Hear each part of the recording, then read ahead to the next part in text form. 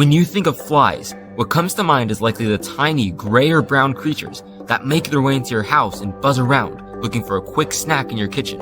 But what if I told you that flies are some of the most diverse insects in the world and come in a massive array of colors, shapes, sizes, and ecological niches that might shock you at first?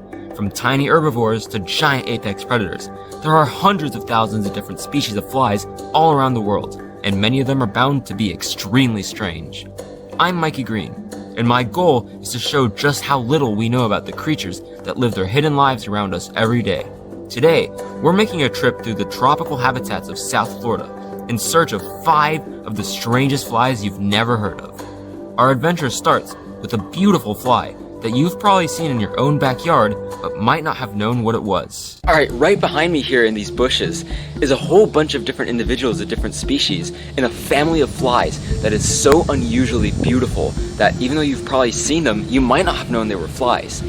These are long-legged flies in the subfamily Sciapodinae. These are extremely common insects all around the world. In fact, we're actually in a very disturbed area. This is just a planted butterfly garden in an area of South Florida with a lot of human activity. You wouldn't expect this to be a spot where you could find one of the weirdest flies that you've ever seen. But here they are, many different species. And while there are many different species, there are a few things that all of them share in common. They're very small, very frantically moving, and bright and boldly metallic in coloration. Most species tend to be a metallic green color, but many are metallic golden in color, metallic bluish in color, even metallic purplish in color.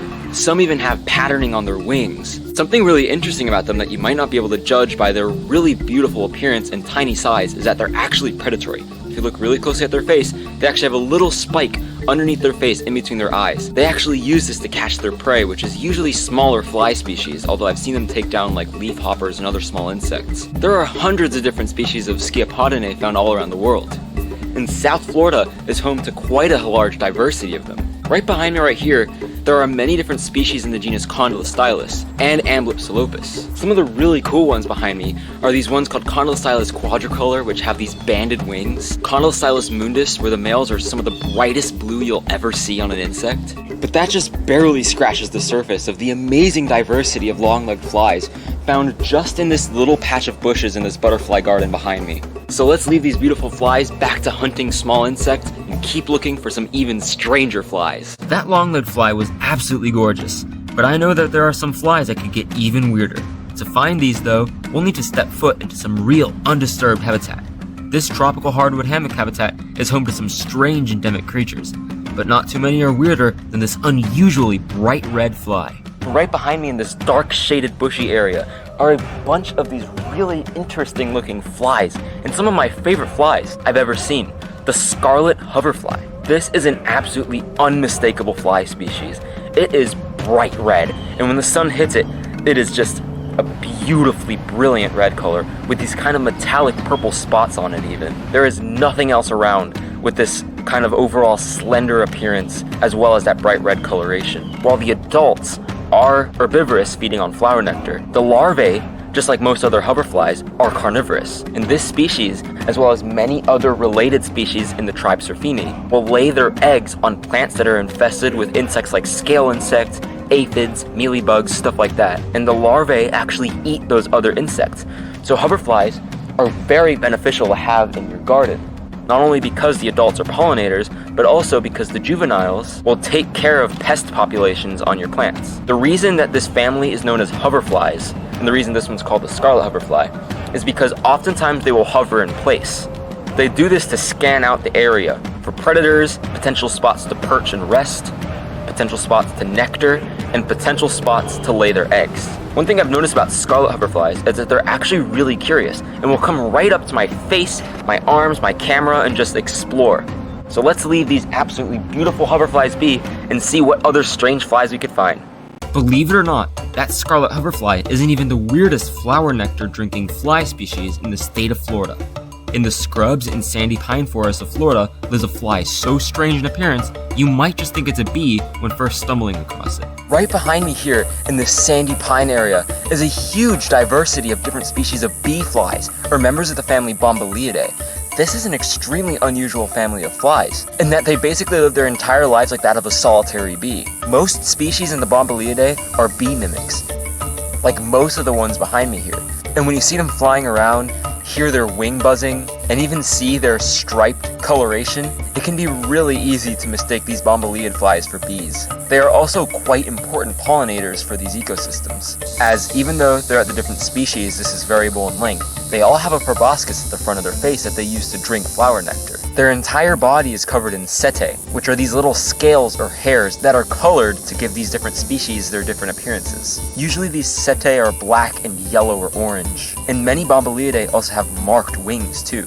Their fluffy appearance, overall chunky but compact build, and tendency to buzz around from flower to flower might make them look a lot like a bee. But unlike bees, these cannot sting or bite either. They're pretty much defenseless, relying on their bee-like appearance to be unfavorable prey for many predators that would otherwise be eating other fly species. It's really cool to see so many of an unusual family of flies that often goes unnoticed or overlooked as simply being bees. Alright, let's keep looking for some even more really strange flies. Hopefully, we don't need to look very far for the next one. In these sandy pine forests, there are usually sand-bottom lakes, surrounded by a layer of moist sand home to some extremely strange insects. Among this huge array of creatures that call the sandy ponds their home, lives an extremely unusual semi-aquatic fly, with the claws of a praying mantis? Alright, this tiny little fly that I have in this tube right here is a fly that's so small, I'm actually not going to free handle it, so I'm going to keep it in this tube for the presentation segment. This is a Manted Shorefly, which is for sure one of the strangest flies I've ever seen. The reason this is called a Manted Shorefly is because basically everything about its biology and lifestyle is like that of a praying mantis. The first thing you might notice is that its body plan is very much like that of a praying mantis, with a big triangular head with huge eyes, but more importantly, these two raptorial forelimbs that they can hold both tucked in and extended out. Like praying mantises, because these are so heavily modified, they can't really use them for walking, so they mostly use their back forelegs to walk, but those two front legs don't only look like those of a praying mantis, they also serve the exact same purpose. These flies are predatory, both as larvae and as adults. As larvae, they don't have these legs, and are aquatic, and they feed mostly on the larvae of other flies, whereas these adults mostly feed on adult flies, as well as other insects like leafhoppers that could be found at the edges of lakes and streams where these things live.